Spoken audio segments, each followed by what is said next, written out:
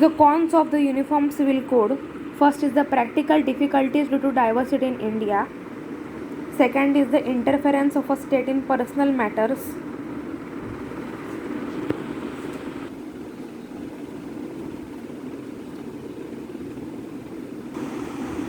Perception of UCC as encroachment on religious freedom. Many communities, particularly minority communities, precise the Uniform Civil Code as an encroachment on their rights to religious freedom.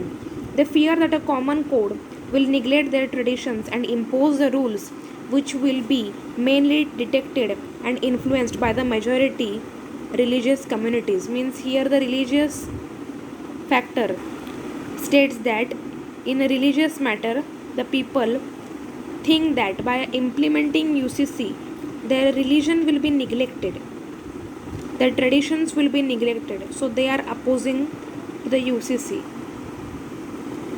Next is the time is not yet suitable for this reform.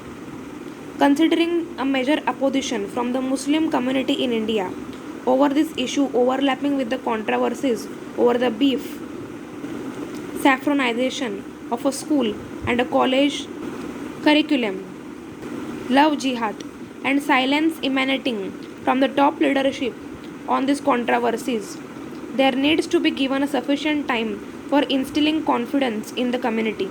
Otherwise, these efforts towards the common will be counterproductive, leaving the minority class, particularly Muslims, more insecure and vulnerable to get attracted towards the fundamentalist and extremist ideologies. So there is a not proper time to implement UCC, that is the explanation written here. So these are the cons of UCC. So the conclusion is, at the end of the day, a UCC can only emerge through an evolutionary process which preserves the India's rich legal heritage, of which all the personal laws are equal constituents.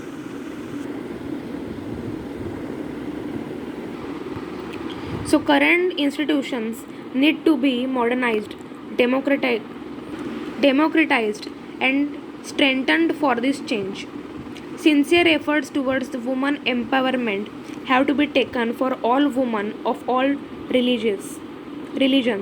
An ideal state UCC would be an ideal safeguard of citizens' rights. Means slowly we have to take the measures which will lead to UCC. First of all, in the current institutions need to be modernized. It should be strengthened to this change. The woman empowerment should be supported. An ideal state UCC would be an ideal safeguard of citizens' rights. With changing times, the need has arisen for having a common civil code for all citizens, irrespective of the religion, ensuring that their fundamental and constitutional rights are protected. Means we have to tell to people that by applying UCC, your fundamental rights and constitutional rights will be protected. And even the secularism and the national integrity can also be strengthened by introducing UCC. So here we have completed the topic UCC, Uniform Civil Code.